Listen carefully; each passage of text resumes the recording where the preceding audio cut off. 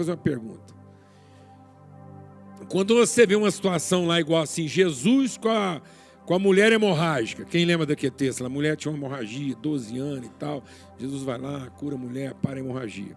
Jesus e o cego de Betsaida. Você vê lá, maravilha, quebrantamento. Você já leu aquele texto várias vezes. Então, Jesus e o cego de Betsaida. Jesus e a mulher hemorrágica. Quero te fazer uma pergunta, se seja honesto.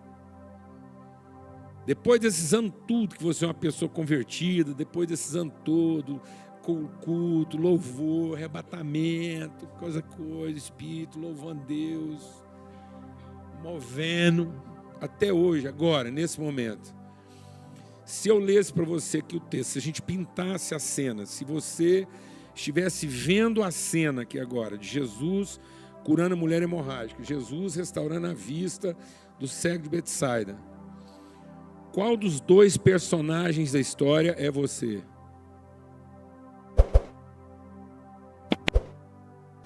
Com qual dos dois personagens você, nesse momento, se identifica? Quem é você nessa história?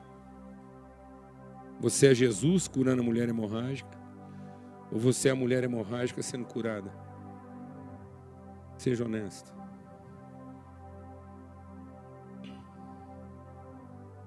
Até quando? Até quando? Até quando nós vamos ser o paralítico para ser levantado, o cego para ser curado, a mulher hemorrágica para ser cuidada? Até quando?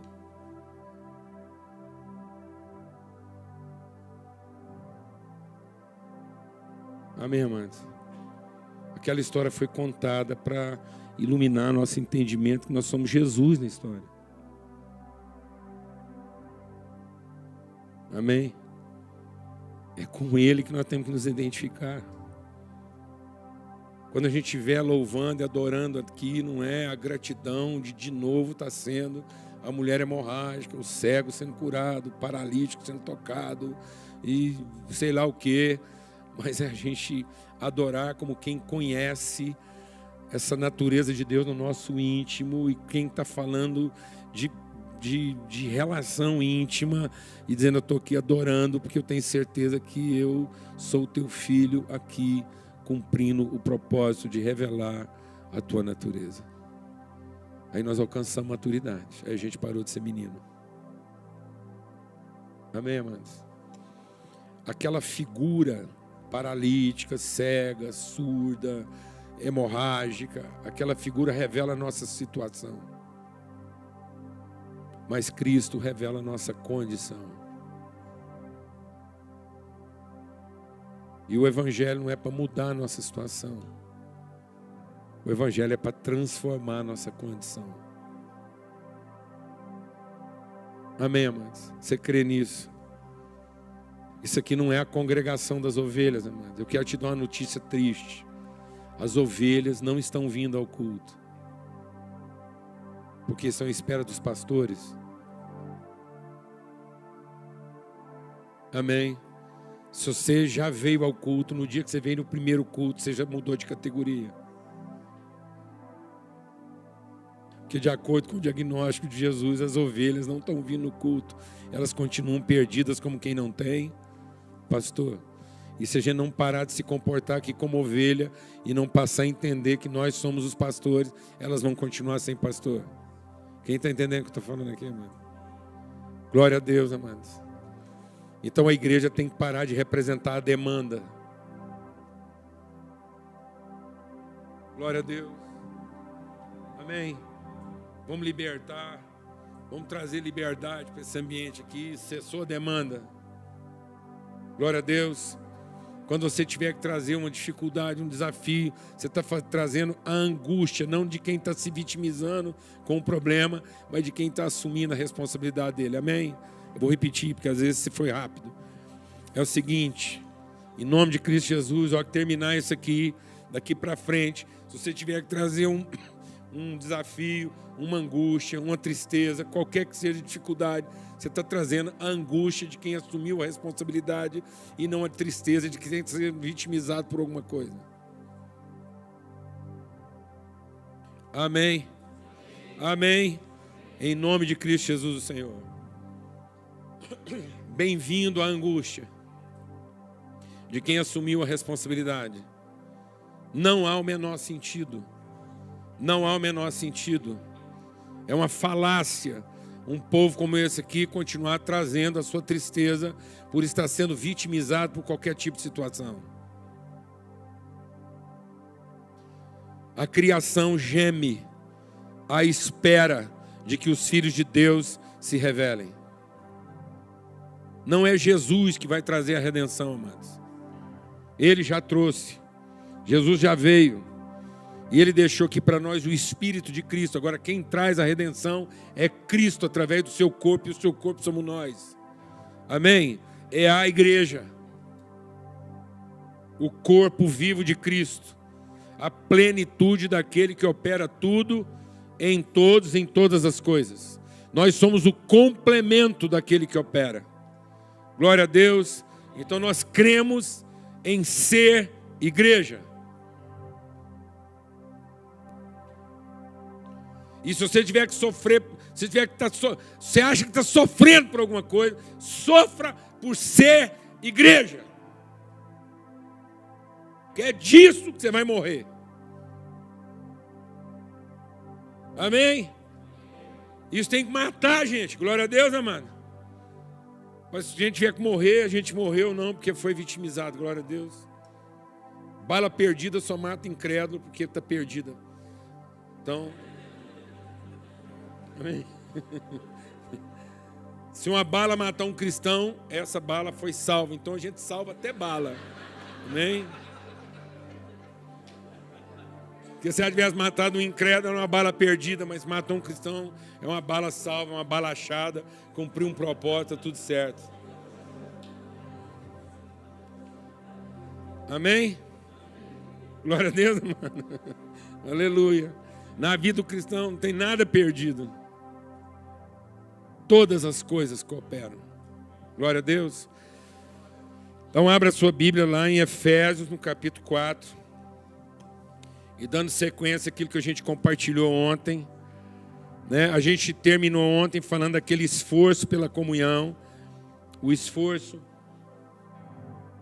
pela unidade, é um esforço diligente, diga comigo, diligente. Então isso tem que haver uma intencionalidade, nós temos que passar o nível da intuição, a vida da igreja, a comunhão dos irmãos, o zelo, o cuidado pelas relações, a sensibilidade que a gente tem em saber identificar aquilo que quer comprometer, aquilo que quer corromper, aquilo que quer produzir amargura. Então nós vamos nos tornando pessoas sensíveis a qualquer tipo de formação de amargura no nosso coração. Amém? Então deixa o Espírito de Deus ministrar o seu coração. A única coisa que desanima a gente é a perplexidade. O problema não desanima você. Ninguém está desanimado. Se tem alguém aqui desanimado, não é por causa do problema. E nem por causa da gravidade dele. Porque a única coisa que desanima a gente é a surpresa, é a perplexidade. E a perplexidade revela o nosso orgulho, porque revela a nossa presunção. Toda forma de perplexidade revela a surpresa. Se é uma surpresa, é falta de conhecimento. E falta de conhecimento é porque em algum momento eu laborei um processo, eu laborei um ideal sem revelação, por isso que eu estou surpreso. Porque se eu tivesse laborado por revelação, não haveria surpresa, portanto não haveria desânimo. Então eu estou desanimado porque em algum momento eu usei o meu orgulho para projetar as coisas. E no meu orgulho eu presumi dos outros e das situações aquilo que eu não deveria ter presumido. Então cada vez que eu estou perplexo, isso revela a minha vaidade e a minha soberba de um suposto certo. E deixa o Espírito de Deus ministrar o seu coração. O diabo não vai tentar você a um erro. O diabo vai tentar você a supor que o seu certo é bom.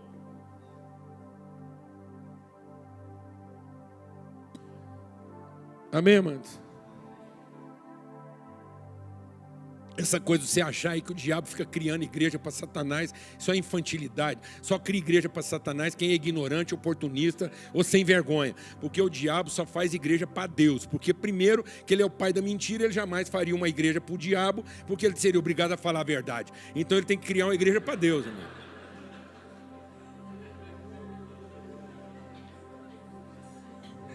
Amém?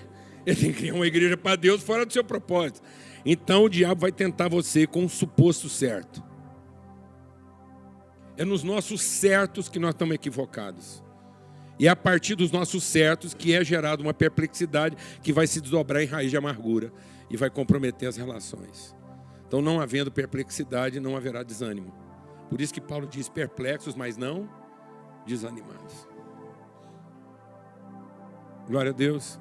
Então, esse esforço diligente. Então, nós temos que ter mais intencionalidade e entender a relação como um absoluto referente e não como um relativo consequente. Relação na igreja, comunhão, unidade não é um relativo consequente, é um absoluto referente. Me inspira. Amém, amado?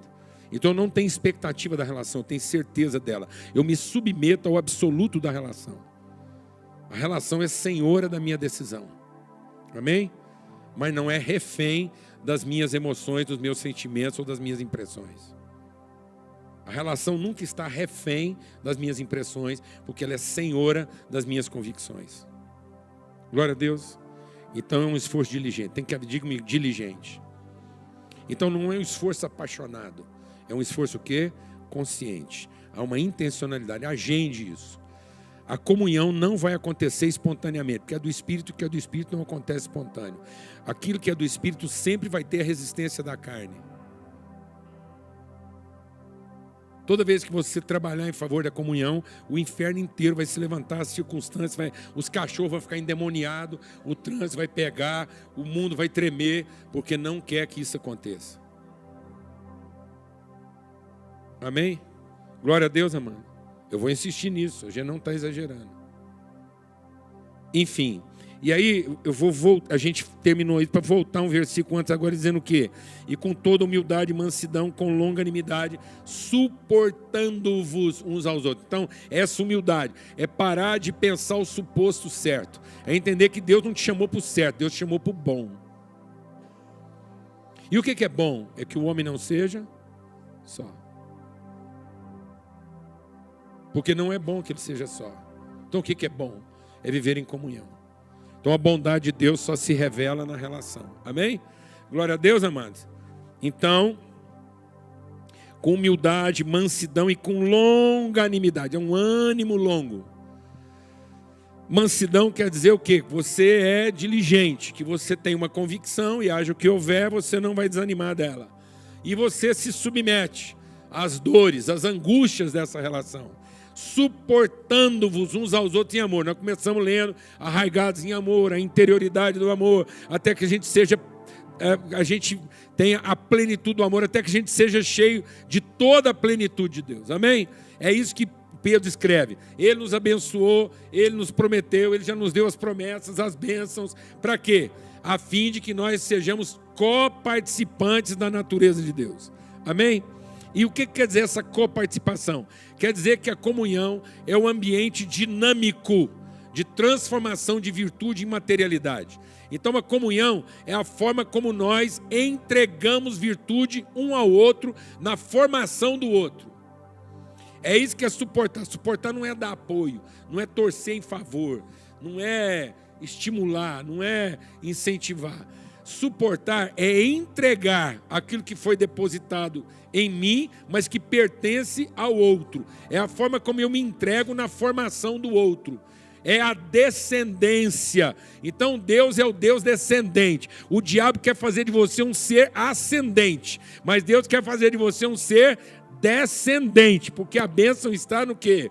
Na descendência, naquilo que a gente gera, naquilo que a gente entrega para formar o seguinte, porque isso que é amar a Deus e amar o próximo. E a gente tem a ideia de achar que amar o próximo é amar o que está perto, o que parece comigo, o que está a curta distância. Não, mas amar o próximo é amar o seguinte, é amar de tal maneira que eu entrego tudo na formação do que vem depois.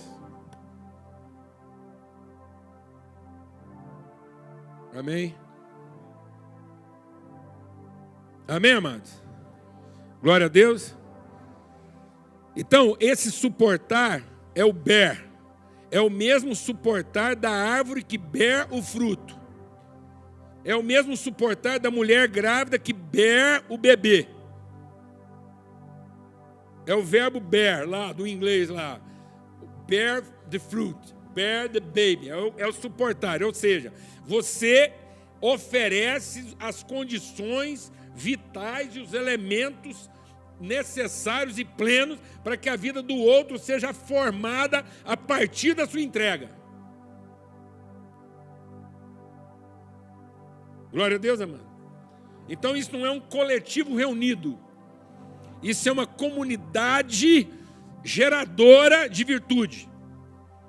Por isso não é 1 mais 1 mais 1 mais 1. Lembra hoje de manhã a gente falou sobre aquele processo da adição? Por quê? Vou fazer uma pausa aqui e ser rápido, para a gente não perder tempo, mas só para entender. A gente tem uma dificuldade de entender a trindade, porque a gente entende que a trindade é 3 em 1, e não é 3 em 1 não, amado. A trindade é 1 em 3, não é 3 em 1. Entendeu? É uma dinâmica unitária de expressões distintas. Então o que acontece? É um Deus trino. Então a trindade não é 1 mais 1 mais 1 que dá 3. Porque 1 mais 1 mais 1 dá 3. E 3 pode voltar a ser 2 ou ser 3, 1 de novo. Então, quando você... Deixa Deus ministrar o seu coração. A única operação matemática que Deus ensinou para o homem, qual foi a única operação matemática que Deus ensinou para o homem? Multiplicar. O resto que ensinou foi o capeta, porque tudo que a gente precisava aprender era só multiplicar. Amém? Porque quem multiplica não divide e nem subtrai, só multiplica. Por isso que quando uma pessoa pega um pão e parte, ele não está o quê? Dividindo. Ele está potencializando o pão para que ele produza, ele está emprestando virtude ao pão. Amém? Num processo multiplicativo, porque eu tenho certeza que não faltará pão. Vou explicar isso melhor. Quem soma, subtrai ou divide. Então Deus não é mais 1, mais 1, mais 1. Deus é 1 vezes 1 vezes 1, que dá quanto? 1. E aí ele continuou, que vezes 1, vezes 1, vezes 1, continua dando quanto? 1. Então o que João viu lá? Viu 1 a zilionésima potência, que é 1 vezes 1, vezes 1, vezes 1, que continua dando quanto? 1. Então Deus entrou para dentro de um processo que o transformou numa multidão, sem, no entanto, deixar de ser quem ele sempre foi.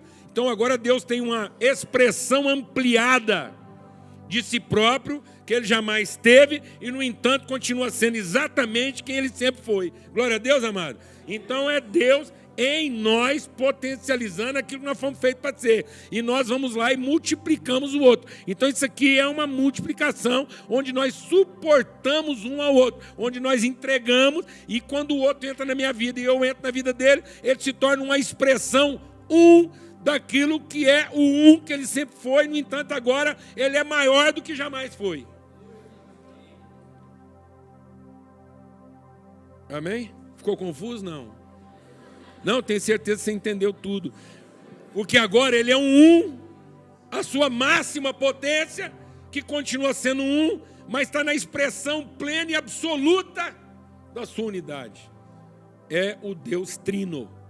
Por isso que ele é amor, graça e comunhão.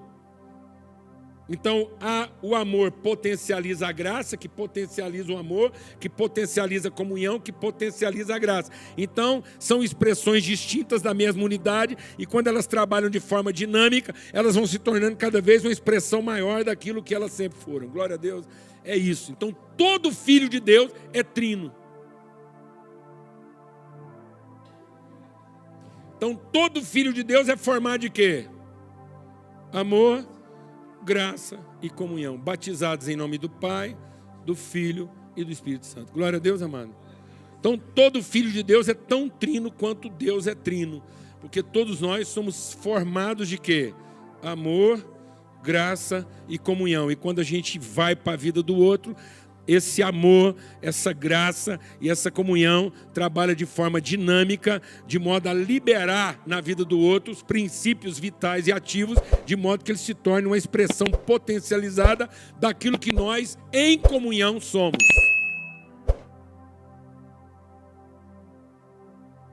Amém? Suportando um ao outro. Por que eu estou insistindo em falar nisso assim, mesmo de maneira rápida, mas depois você vai meditar isso? É porque há um só Senhor, uma só fé, um só batismo, um só Deus e Pai de todos, o qual é sobre todos, age por meio de todos e está em todos. Está vendo, amados? Então nós partilhamos a mesma natureza. Então é isso que é a vida da igreja. De modo que a igreja não é para ocupar pessoas. A igreja, ela não se estabelece na medida em que ela propõe atividades. A igreja, ela se desenvolve na medida em que ela trabalha a consciência da identidade do propósito. E, no entanto, nós estamos usando a igreja para ocupar as pessoas e não para potencializar as pessoas nas suas vocações.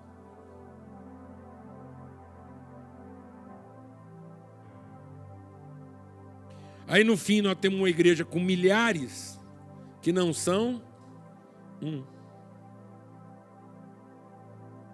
Que somou, dividiu e subtraiu, mas não multiplicou. Não multiplicou consciência, não multiplicou virtude, não multiplicou conhecimento e não multiplicou eficácia. Você está entendendo o que eu estou compartilhando aqui com vocês? Vou explicar para vocês. Tem 3 cidades que são o top do IDH no Brasil. Índice de Desenvolvimento Humano. Curitiba é o top da lista lá, já faz muito tempo, está disputando com Brasília. Brasília foi terceiro, passou a ser segundo, veio para primeiro, desceu para segundo. Eu não sei como é que está o ranking lá agora não. Mas tem 3 cidades e eu moro numa delas. Então quem disputava esse ranking aí das capitais com melhor índice de desenvolvimento humano era Goiânia, Curitiba e Brasília. Não sei se Goiânia já rodou. Sabe o que é curioso? Em Brasília está a maior favela da América Latina. Goiânia é a maior desigualdade social da América Latina. Se Goiânia fosse um país, era o segundo país mais desigual do planeta. E todo mundo vem em Curitiba, admira ônibus, admira avenida, admira estrutura, admira o padrão de vida. E o que outra coisa que chama atenção em Curitiba? Hein, gente? Hein? Eu não escutei. Gente de rua, mendigo, favela dentro da cidade. Está vendo, amados? Nós estamos nos tornando uma igreja que está crescendo em sinceridade, mas está perdendo em sensibilidade. O que caracteriza a criança? A criança é caracterizada pela sinceridade sem o quê? Sensibilidade. Nós estamos perdendo a sensibilidade de todo, de responsabilidade. Então nós estamos nos tornando um país de uma igreja insensível, que convive com essas coisas e tenta fazer a mitigação dessas realidades, como se isso não fosse uma responsabilidade relacional, como se as pessoas não fossem nossas irmãs e tivessem que entrar na nossa vida e nós entrarmos na vida dela. Então a gente fica lá tentando melhorar a moradia, melhorar a qualidade de emprego, melhorar um punhado de coisa, mas nós não potencializamos a consciência de identidade e propósito na vida dessas pessoas. Nós só melhoramos a qualidade de ocupação delas. Quem está entendendo o que eu estou falando aqui? Porque não estamos entendendo que há um só o quê? Pai. E aí a gente acha que a gente lê João, né? Mas a todos quantos receberam o poder de ser filho. Então a gente começa a achar que Deus é pai dos que creram. Não, mano, Deus é pai de todos, como está escrito aqui. E os que creem recebem o poder de ser filhos e agora passarem a ser o protagonismo de revelar a virtude de ser redentor do mundo. Então aquele cara lá que está lá na rua, ele está à espera de quê? De se tornar crente ou saber que é filho? Nós estamos lá para pregar o evangelho que o adicione à comunidade dos crentes ou que potencialize a consciência dele de quem ele já é. Nós estamos lá para ter contato com ele, para suportá-lo ou para que ele nos sustente. Vou repetir porque às vezes foi rápido. Seguindo, nós estamos evangelizando pessoas para suportá-las ou para aumentar o número daqueles que nos sustentam.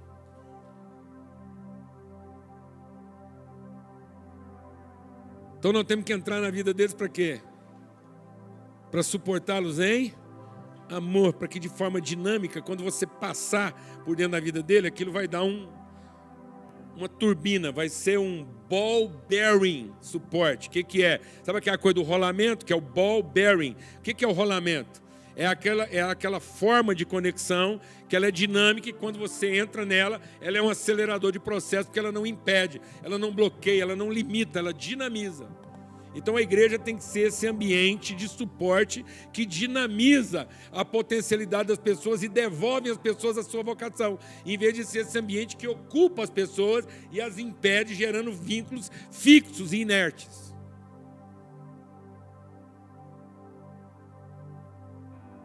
O que nós estamos fazendo? Nós estamos ocupando as pessoas ou estamos potencializando as pessoas? Nós estamos trazendo as pessoas para nossas atividades ou nós estamos entrando na vocação delas?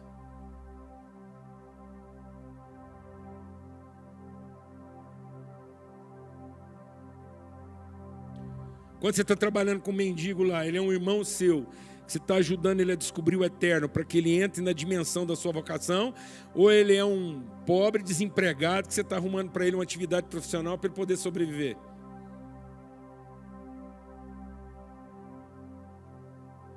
Amém, irmãos? Amém? Glória a Deus. Então, isso é uma transformação do entendimento, que nós vamos trabalhar na relação, como família. Amém? Então, nós não estamos entregando alforrias. Nós estamos revelando redenção. Não são escravos alforriados. São filhos redimidos, que através da nossa relação são potencializados na sua vocação, são devolvidos ao plano original de Deus, são reconciliados com o seu eterno. Glória a Deus. Amém? Aleluia. E aí ele vai falar como é que isso acontece. Agora ele vai entrar no aspecto prático disso. Então como é que ele processou isso? Então ele diz: então, para a gente entender isso, a graça foi concedida a cada um de nós. Diga, a cada um de nós. Então não ficou ninguém fora. Esse papo fala, não tem chamado, não sei, eu estou aqui só para contribuir. Ó, irmão, se precisar de mim, eu estou aqui para ajudar. Isso é conversa. Isso é conversa de gente irresponsável, entendeu? Imatura e infantilizada. A graça foi concedida a cada um. É um corpo, onde toda parte desse corpo coopera. É 1 vezes 1 vezes 1 vezes 1. Então o seu 1, ele potencializa o outro 1. Então nós estamos aqui para formar uma consciência de responsabilidade uns com os outros.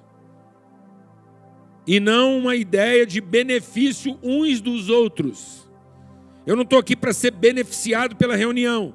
Eu estou aqui para assumir a responsabilidade do encontro. Glória a Deus, amado. Quer ter sossego na vida? Dá errado. Quer ter sossego na vida? Abandona o evangelho, vira um drogado, vai prostituir, quebra e vai para a farra. Aí você vai ter sossego. Alguém liga para uma pessoa quebrada de madrugada? Alguém pede ajuda para um alcoólatra, para um vagabundo? Não, então quer ter sossego, larga o evangelho e vai virar um vagabundo. Ninguém vai te ligar de madrugada, ninguém vai te incomodar. Dá errado que ninguém te incomoda. Quer ter sossego, casa com a mulher ruim, porque o dia que ela largar de você, todo mundo vai achar que você é um santo. Alguém está entendendo o que eu estou falando ou não? Passou para dentro, meu filho. é chapa quente, é responsabilidade, acabou seu sossego, é de madrugada, não tem hora, amém? É gente em casa, ou você já viu algum cunhado pedir para morar na casa de um outro cunhado que deu errado? Ou alguém vai pedir para o cara quebrado cuidar da sogra? Então, meu filho, você deu certo, acabou seu sossego. É vida, responsabilidade, é dormir pouco, é morrer mais cedo. Alguém está entendendo o que eu estou falando aqui ou não, mas? Pelo amor de Deus, o que é que nós estamos achando da vida? Nós estamos achando aqui que nós viemos aqui para pegar gosto. A palavra de Deus diz, aquele que tem gosto por essa vida se perderá, mas aquele que está vivendo uma vida aborrecida se achará.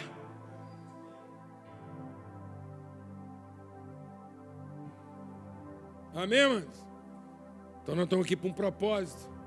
Aí você aproveita, qualquer intervalinho que der de satisfação, de uma coisa mais agradável, você aproveita que vai passar logo. Entendeu? Jesus é um tipo de Salvador. Jesus é um tipo de Salvador que desaponta. Você pensa bem, o Filho de Deus vem para o mundo. O Filho de Deus, veio cá, falou que era filho, que era o pai dele, veio aqui, poder para tudo. Você pensa bem, amado. Jesus, 3 anos aqui, o que ele podia ter largado? Aí ele vem cá, passa aqui, enfrenta o Império Romano. Em vez de Jesus chegar lá, já meteu uma ordem espiritual em cima do Pôncio Pilatos, está amarrado, de joelho, mão para trás, sai dele, pronto. Pegar o Herodes, dar uma enquadrada no Herodes, estava até hoje procurando uma manada de porco para enfiar dentro. Então, você está entendendo o que eu estou falando? Mas não, Jesus não precisava ter curado um cego, ele podia ter acabado com a cegueira, passava a mão assim e falava assim, não mais cego, não mais aleijado, maconha não dá barato e álcool não deixa bêbado. Acabou, amado, era a vida que nós estávamos pedindo a Deus.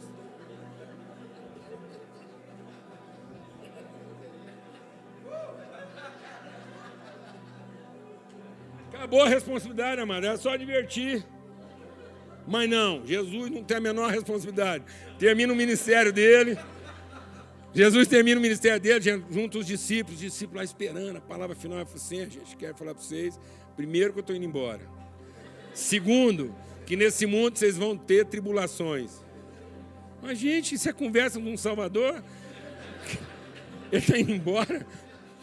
Ele está indo embora e está largando para trás um mundo de quê? Tribulação. Aí ele fala assim, mas vocês têm de bom ânimo, deixa a minha paz vos dou, venci o mundo. Fui. Não, mano. Hã? Ué. Não, fala a verdade. Amado, nós temos que encarar isso. Então, o que Jesus estava falando? De um quê? Não, Jesus está falando de um quem no seu onde. Ele disse, esse é o onde de vocês e vocês são o quem dele. E se você entender isso, não é alguma coisa não, é tudo que você fizer será bem sucedido. Nós temos que parar de ficar procurando estratégias bem sucedidas para nos tornarmos pessoas bem resolvidas. Igreja não é formada de estratégias bem-sucedidas, igreja é formada de pessoas bem resolvidas. Tem que parar que esse trem de crente só funciona com culto bom. Ficar obrigando nosso jovem a produzir culto bom para crente, que é coisa mais sem propósito do que produzir culto bom para crente. Quem falou que crente precisa de culto bom? Filho de Deus de verdade aguentava qualquer tipo de culto, principalmente os ruins, para dar uma força, encorajar os irmãos. Exercer longanimidade, amém, irmão? Não, fala a verdade, vamos falar aqui a verdade. Seja honesto. Qual é a crueldade com os músicos? Qual é a crueldade com os músicos? Qual a posição que você fica lá, irmão? Fala aí, Dom. Gente que convoca com você para levantar a bola e depois pregar em cima do que você fez, o que quiser. E não tem a menor responsabilidade com a sua voz, só tem compromisso com o seu talento. E usa você como mão de obra para inflamar os processos.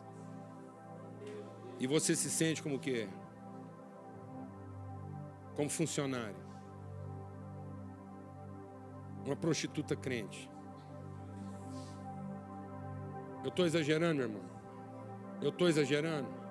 Estou exagerando. E tudo para ter o quê? Culto bom para crente. Por que a arte desse país está comprometida, Leandro? Porque os verdadeiros artistas estão produzindo arte para quem? Os crentes. Entretenimento para crente. Eu estou exagerando, meu irmão? O que nós estamos fazendo com os nossos filhos? Ensinando eles a pensar como príncipe ou como escravos? Ensinando eles a encontrar formas de garantir seu status quo ou de redimir a nação? O que eles estão vindo buscar na igreja? Garantia de sucesso ou certeza de propósito?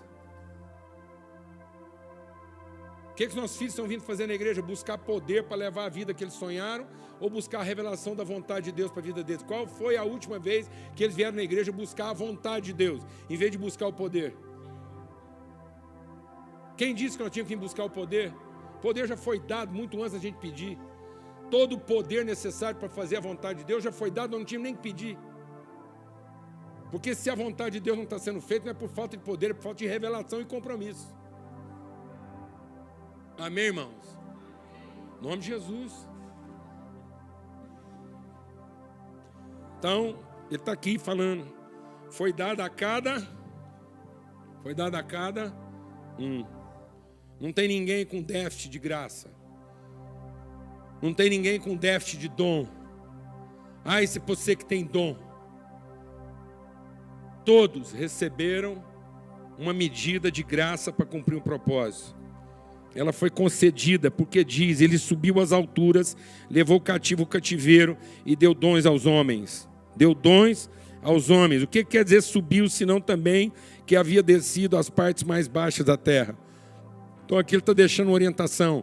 Nós temos que parar de ser essa igreja que quer subir para ser a igreja que quer descer. Porque ninguém vai subir sem primeiro descer. Nós temos que estar aqui procurando formas de descer às partes mais baixas da terra e não encontrando formas de sermos arrebatados na nossa veneração e na nossa devoção. Nós não podemos continuar querendo ver Deus sem antes ver o homem no seu lugar mais desprezível.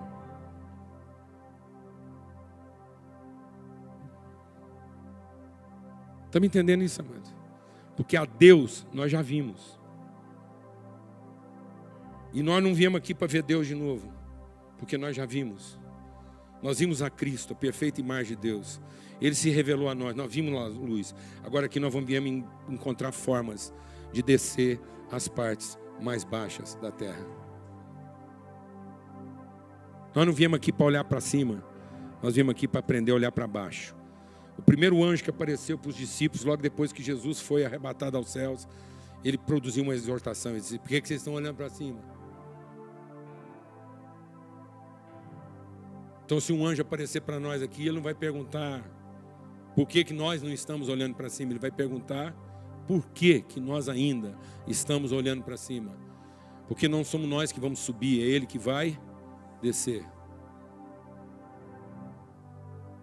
Glória a Deus, amados. Amém? Faz sentido?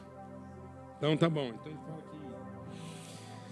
Aquele que desceu é também o que subiu acima de todos os céus para encher todas as coisas. Ele mesmo concedeu uns para apóstolos, outros para profetas, outros para evangelistas e outros para pastores e mestres, com vistas ao aperfeiçoamento dos santos. Diga comigo, aperfeiçoamento dos santos.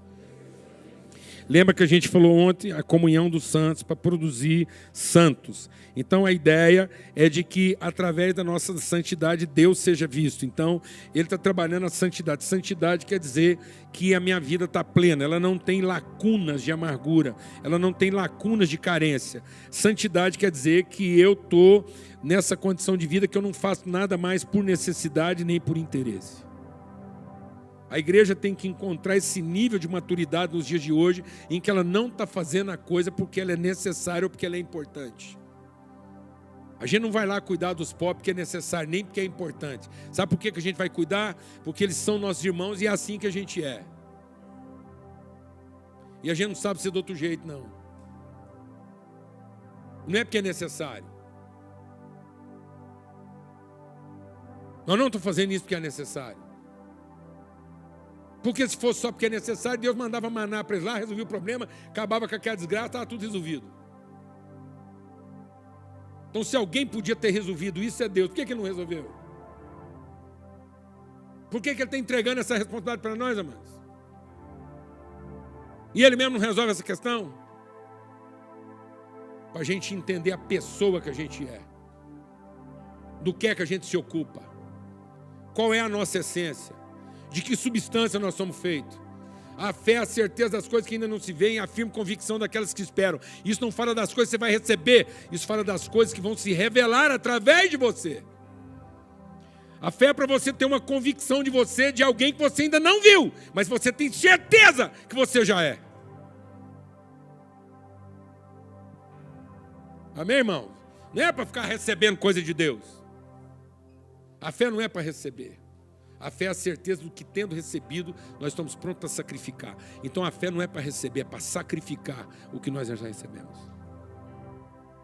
Fé não é a expectativa do que vamos receber. Fé é a certeza do que já recebemos e com que propósito. Glória a Deus. Então, quando Deus apresenta para nós um problema, é porque com certeza nós somos o responsável por ele e nós já temos as condições de resolver aquilo. Então, em vez da gente se vitimizar, a gente tem fé de que vai se revelar através de nós aquilo que ainda não foi visto. Que nós somos os filhos de Deus para aquela hora. Foi para essa hora que eu vim. Então a gente não se vitimiza, a gente agarra. Amém, irmãos? Aleluia. Então ele está dizendo, com vistas do aperfeiçoamento do santo, para quê? Para desempenho do seu serviço, da sua vocação. Para quê? Para a edificação do corpo de Cristo. Aqui ele não está falando de edificação no sentido do tamanho, ele está falando na edificação no sentido da estatura, porque ele vai falar, essa edificação é até que todos cheguemos à unidade da fé, do pleno conhecimento dos filhos de Deus, até que todos cheguemos à perfeita varonilidade. Então Deus tem com cada um de nós, Deus concedeu graça, porque cada um seja o quê? Homem e mulher perfeito, pleno. E perfeito não é ausência de defeito. É plenitude de compromisso. Porque defeito é um aparente relativo.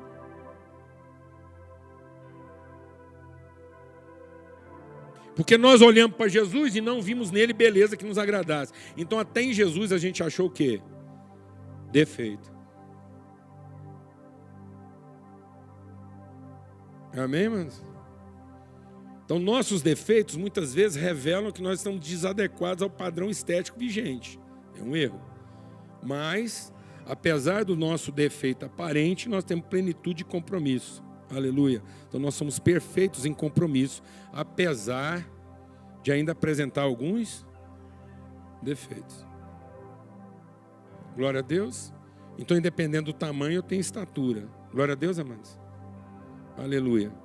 A estatura de varão perfeito, o pleno conhecimento do Filho de Deus, a perfeita varonilidade, a medida da estatura da plenitude de Cristo, para que não sejamos mais como meninos. Amado, é chegada a hora da igreja como pessoa se tornar uma igreja o quê? Madura. É o tempo da história da igreja como pessoa deixar de agir como menino. Amém, amados? Há um chamado para a igreja brasileira, não para que ela fique maior, mas para que ela fique plena.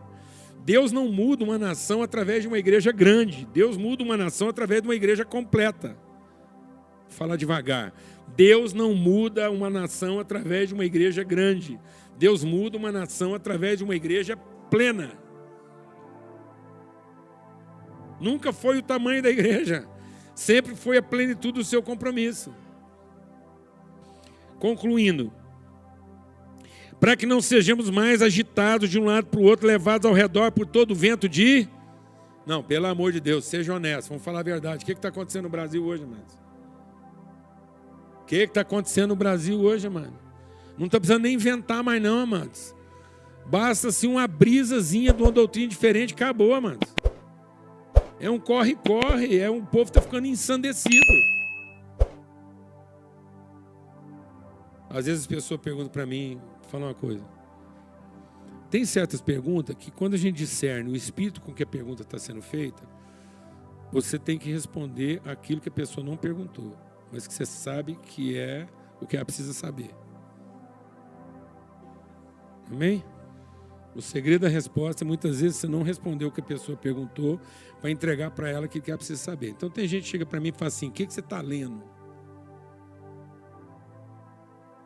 Quais atores você anda lendo? Eu falo: Paulo, Marcos, João, Isaías, Jeremias.